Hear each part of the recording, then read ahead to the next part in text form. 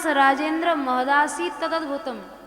6 कोस लंबे चौड़े जो उसका शरीर था, जहां जहां जिस भूमि में गिरा उस बीच के सब वन बाग बगीचे उपवन सब वृक्ष चूर्ण की तरह पिस गए।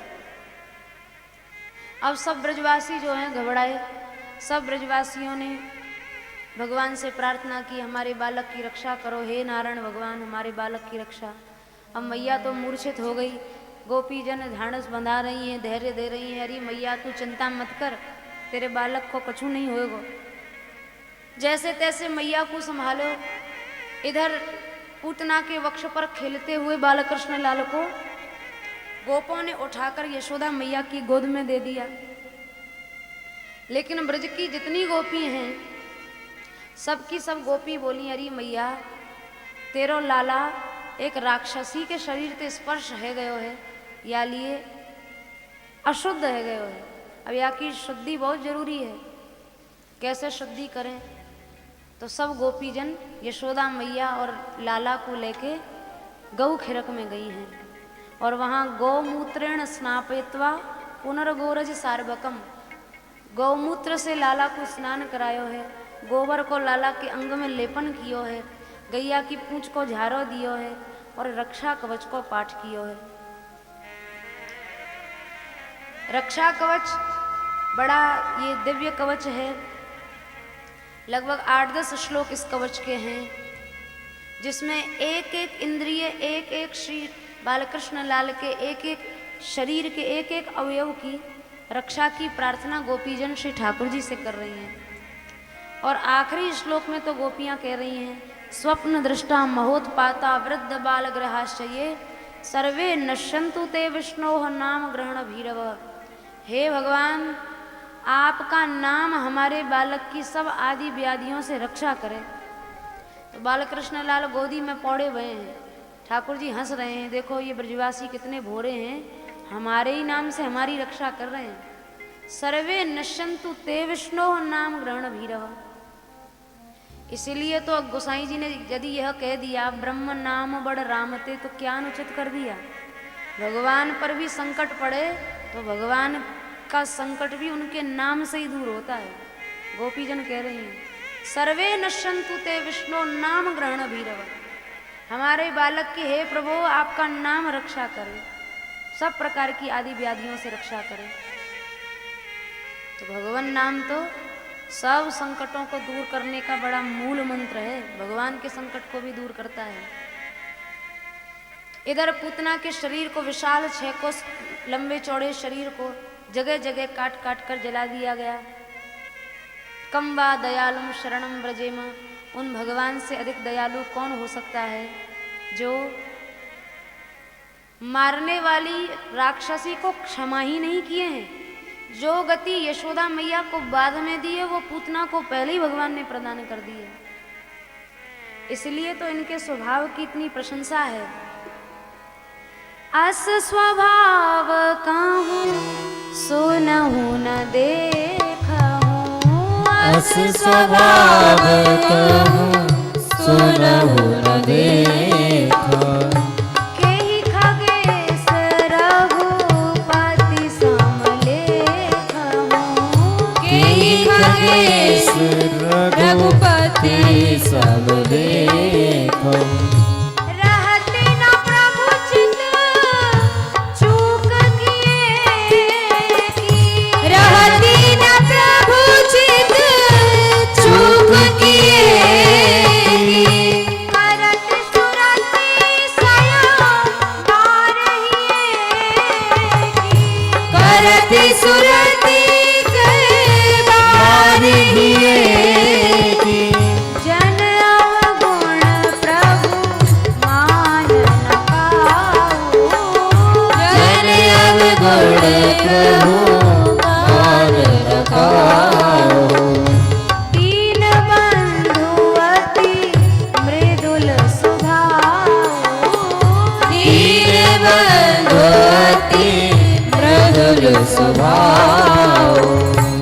ऐसा मृदुल स्वभाव, ऐसा मीठा स्वभाव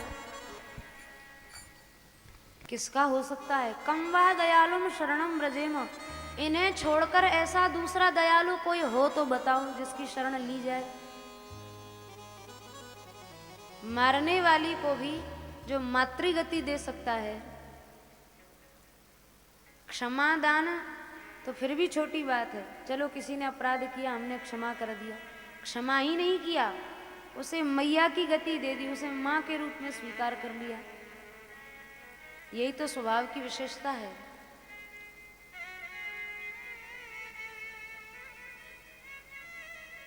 परीक्षित जी महाराज की जिज्ञासा पर सुखदेव जी महाराज ने अन्य बाल चरित्रों का वर्णन करते हुए कह रहे हैं, जब श्याम सुंदर 3 महीने के हो गए तो लाला ने आज पहली बार अपने आप करवट बदली। यशोदा मैया ने तो पूरे ब्रज में लाला के प्रथम उत्थान का उत्सव मनाया। पूरे ब्रज में आज लाला ने करवट बदली है। अब धीरे धीरे लाला बड़ो है रहो है और पूरे ब्रज को झरा भंडारो मैया ने कियो। बड़े बड़े ब्राह्मणन को बुलायो, सबको दक्षिणा दई, यज्ञ करायो, ब्राह्मण को आशीर्वाद लाला को दिलवायो। और मैया लाला के प्रथम उत्थान के उत्सव को मनाए के ऐसी प्रसन्न है रही है कि बालक को जन्म होए नहीं, वाके पहले मैया बालक के विवाह के स्वप्न देखवे जरूर लग जाए। अभी तो लाला 3 महीना को भयो, पहली बार करवट बदली और मैया कहाँ स्वप्न देख रही है। ऐसे विचारों के प्रवाह में मैया खोई हुई है। आज भी ब्रजवासी जन इन भावों को गाते हैं। संपूर्ण ब्रज रस आज भी ब्रजवासियों के द्वारा रसियाओं के माध्यम से गाया जाता है। यशोदा मैया किन विचारों में खोई हुई हैं। ब्रज में गाते हैं, काऊ दिन मैया कह के बोले गो मेरो 1200 कन्हैया, बलदाऊ के संग सखन मिले, काऊ दिन आंगन माही खेले गो मेरो 1200 कन्हैया। मीठी मीठी बात बनाए के राधाते प्रीति जोड़े गो मेरो 1200 कन्हैया। बाबा मैया ग्वाल बाल ले बरसाने में तोरण तोड़े गो मेरो 1200 कन्हैया। मैया लाला के विवाह के स्वप्न में खो गई। इधर संध्या का समय हुआ, श्याम सुंदर शयन लीला में है। सब ब्रोज गोपी जन गीत गाए हुए को मैया के भवन में आई हैं। पूरे नंद प्रांगण में गोपी जनन की भीड़ लग गई। मैया ने लाला को छकड़ा के नीचे सुवाए दियो, बड़ो सुरक्षित स्थान समझ के। अब इधर गोपी जन परस्पर हंस रही हैं, हास परिहास कर रही हैं, गीत गा रही हैं। अब बालकृष्ण लाल पालने में पौड़े भये हैं, मन ही मन सोच रहे हैं हमारो जन्म तो इन्हीं को सुख देवे को भयो है और ये तो हमारी तरफ देख नहीं रही हैं। तो ठाकुर जी ने शकटासुर वध लीला के द्वारा उन गोपियों का ध्यान अपनी ओर केंद्रित किया। एक असुर शकटासुर वायवी रूप से शकट में आकर बैठ गया। जिस छकड़े के नीचे श्याम सुंदर सोए हुए हैं, छकड़े पर आकर बैठ गया। अब पूरे वेग से, पूरी शक्ति से जैसे ही छकड़े को दबाया तो छकड़े के ध्वजा, ऊबर, पहिया सब टूट फूट के गिर गए। छकड़ा भी पलट गए, बर्तन वाणे भी गिर के टूट फूट गए, पर लाला को कछु नहीं हुआ। ठाकुर जी ने ऐसी जोर को एक चरण प्रहार कियो कि शकटासुर वायवी रूप से था, दैहिक रूप से नहीं आया था, वायवी रूप से था। और एक ही चरण प्रहार में ठाकुर जी ने शकटासुर का काम समाप्त कर दिया। इधर छकड़ा उलटवे की ध्वनि से गोपीजन दौड़ी, अरे लाला को कहा है गयो, लग तो नहीं गई, अनिष्ट तो नहीं है गयो। जब दौड़ती भई श्याम सुंदर के निकट आई हैं, लाला को अंग निरीक्षण कर रही हैं, हाथ में चोट तो नहीं आई, मस्तक चूमे, कभी छाती चूमे। तब श्याम सुंदर मन ही मन सोच रहे हैं, अगर पहले ही आ जाती तो ये छकड़ा काहे को उल्टानो पड़तो। सूरदास जी का पद है, गोपिन प्रथम करी हरि माखन चोरी, ग्वालिन मन इच्छा करी पूर्ण, आप भजे हरि ब्रज की खोरी। मन में यह विचार करत हरि, ब्रज घर घर सब जाऊं, ब्रज में जन्म लियो सुख कारण, गोपिन मिल सुख भोगूं। अरे ब्रज में हमारा जन्म हुआ है, इन गोपियों को सुख देने के लिए ही तो हुआ है, नहीं तो क्या ठाकुर जी को यहाँ गर्ज पड़ी है यहाँ आने की, रोने धोने की, बाल लीला करने की, रोने मचलने हट पकड़ने की क्या आवश्यकता थी। ब्रजवासियों को सुख प्रदान करने के लिए ही तो ये सब मधुर मधुर चरित्र किए हैं। गोपी जन श्याम सुंदर को अब कोई अंक में बैठा के, कोई गोद में बैठा के, तरह तरह के गीत गा के, लोरी गा गा के हंसा रही हैं, हंस रही हैं। 1 वर्ष के होते होते श्याम सुंदर ने तृणावर्त का उद्धार किया है, जो बड़ा भीषण आंधी का रूप धारण करके ब्रज में आया। श्री ठाकुर जी ने तृणावर्त का संहार किया है। चारों ओर ब्रज में धूल भरा अंधकार छा गया। गोपी ग्वाल सब डर के मारे भाग रहे हैं, गैया बछड़ा इधर उधर भाग रहे हैं। श्री ठाकुर जी, यशोदा मैया लाला को दोनों भुजाओं में भर के उछाल रही थी। श्याम सुंदर बड़े प्रसन्न हो रहे मन ही मन। अचानक श्री ठाकुर जी ने अपनो बाहर बढ़ा लियो, बालकृष्ण लाल ने। अब मैया सोच रही है, अभी तो लाला इतनो हल्को सो हो, अब कैसे इतनो भारी है गयो। अब कोई पास पड़ोसन को भी कहे तो लोग कहेंगे देखो बाहर की तो बाद में नज़र लगा में, मैया पहले ही लाला को नज़र लगा रही है। मैया ने लियो लाला को प्रांगण में सुवाए दियो, घर के काम काज में लग गई।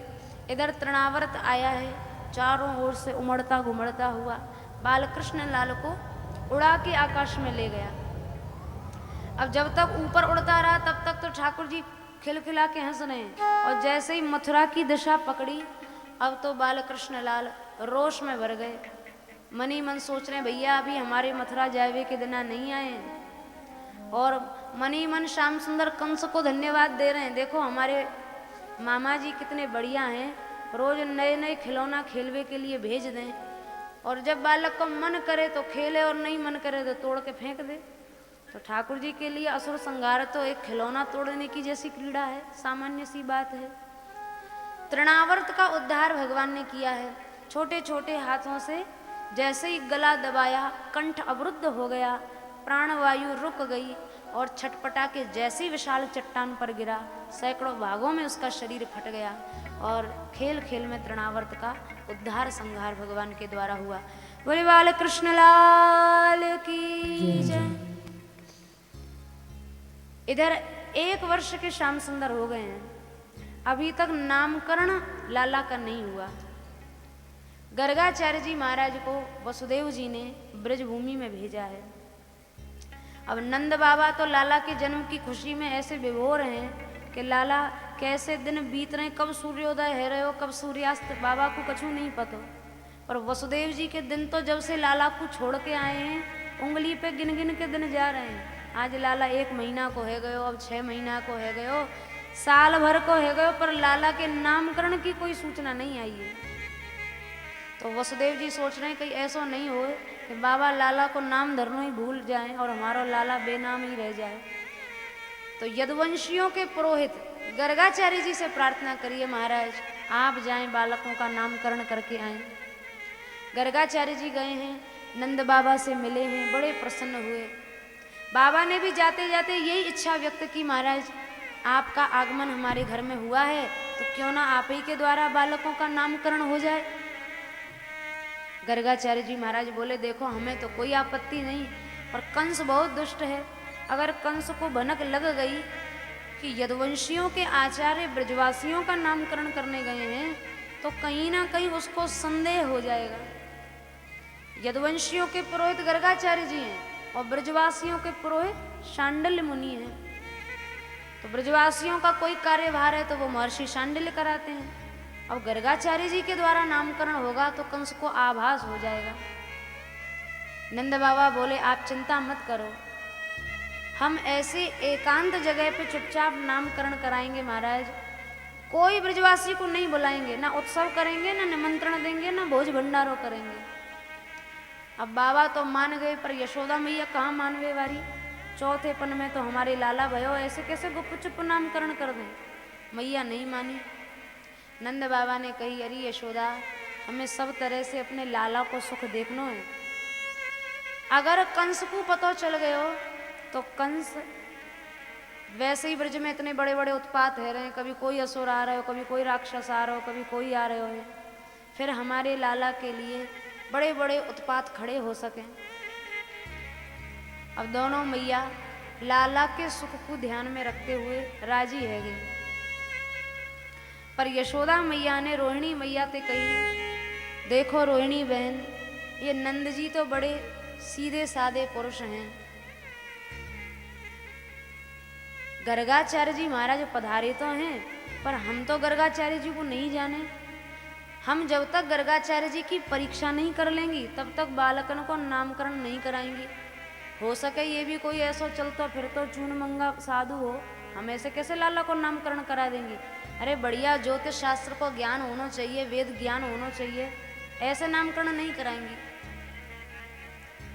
तो दोनों मैयाओं ने परीक्षा के लिए अपने अपने लालाओं की अदला बदली कर ली। अगर बाबा जी सांचो होगो, त्रैकालज्ञ होगो तो एक दृष्टि में जान जाएगो। अब दोनों गैयाओं के खिरक में पहुंच गई। गर्गाचार्य जी वहां पहले ही आसन जमा के बैठे हुए हैं। अब जैसे ही दोनों मैया वहां बैठी हैं, गर्गाचार्य जी ने जैसे ही नेत्र खोल के दोनों बालकन को देखे हुए, पहली दृष्टि में ही गर्गाचार्य जी ने कह दिया, अयम ही रोहिणी पुत्रो। अरे यशोदा मैया, इतनी बड़ी भूल कैसे है गई, रोहिणी मैया के बालक को गोद में उठा ली तू। अब यशोदा मैया रोहिणी जी की ओर देख रही हैं, बाबा जी तो कोई सांचो ही लगे, ऐसो वैसो चलतो फिर तो नहीं है, ये तो एक ही दृष्टि में जान गए। अच्छा तो महाराज या बालक को नामकरण तो करो।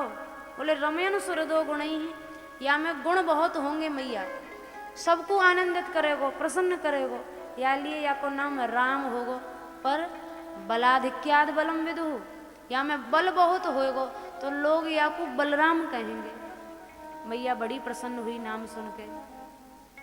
इधर रोहिणी मैया ने कही, महाराज अब यशोदा मैया के बालक को भी नामकरण करो। तो श्याम सुंदर के श्री मुख को देखते ही गर्गाचार्य जी तो समाधि में पहुंच गए।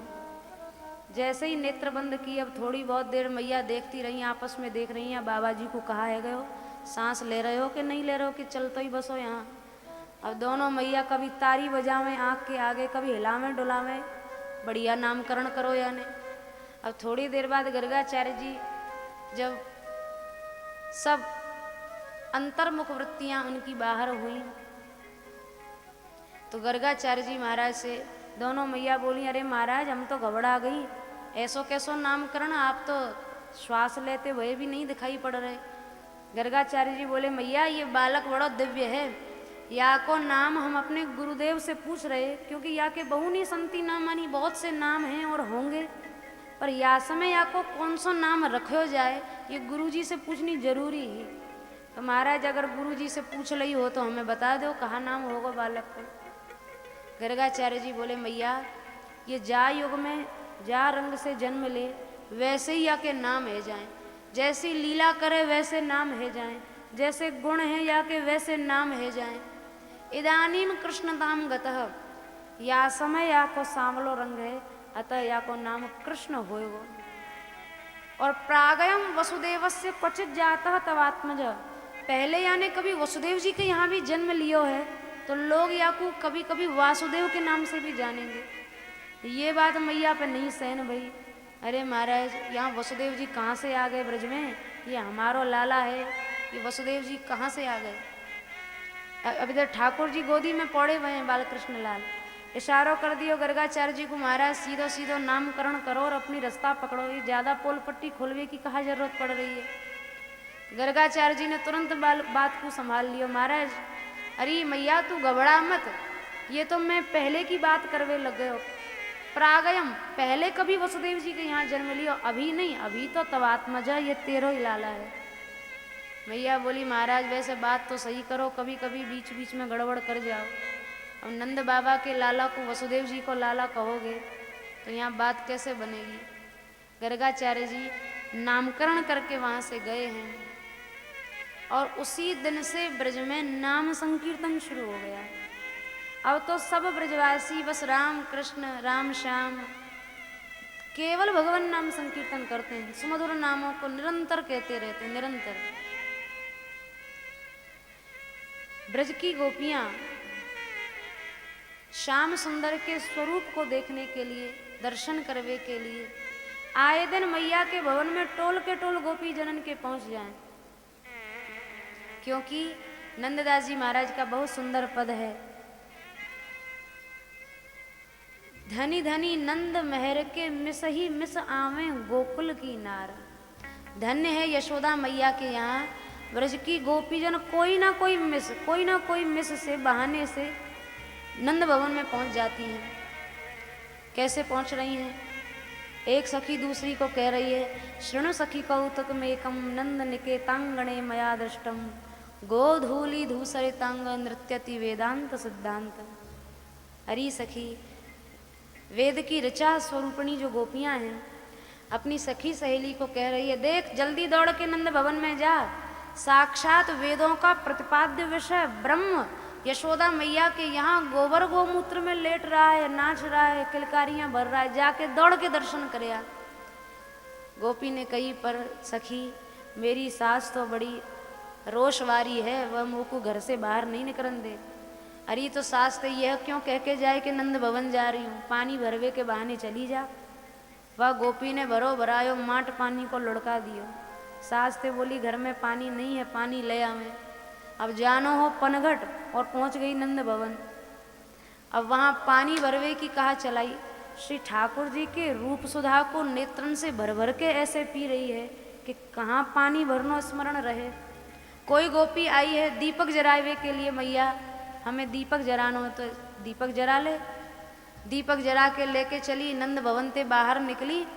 एक क्षण भयो अभी लाला को दर्शन किए बिना, और ऐसो मन में वियोग भयो हुआ गोपी के, ऐसो वियोग,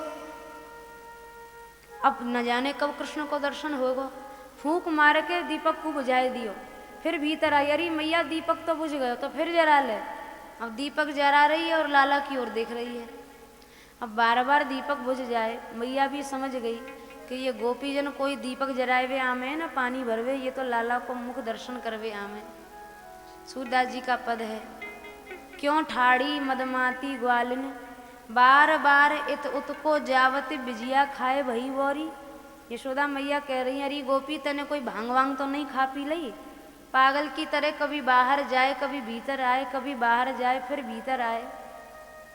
अब गोपीजन सोच रही हैं, यशोदा मैया ते कहा कहें। एक और बड़ा सुंदर पद है, लाल को मुख देखन हो आई। गोपी कह रही है, मैया अब देख तू सही सही पूछ रही है तो सुन ले, हम तो लाला को मुख दर्शन करवे ही आवे। जाते ही दयो बिकाई, तेरे लाला को मुंह देख के जाएं तो जाते ही हमारो दही बिक जाए, बिना श्रम के दही बिक जाए। कल तेरे लाला को मुंह देख के गई तो हमारे घर में गैया ने कारी बछिया डारी। अब ऐसे बड़े बड़े लाभ केवल अगर तेरे लाला के मुख दर्शन से ही है जाएं तो को आपत्ति नहीं होनी चाहिए।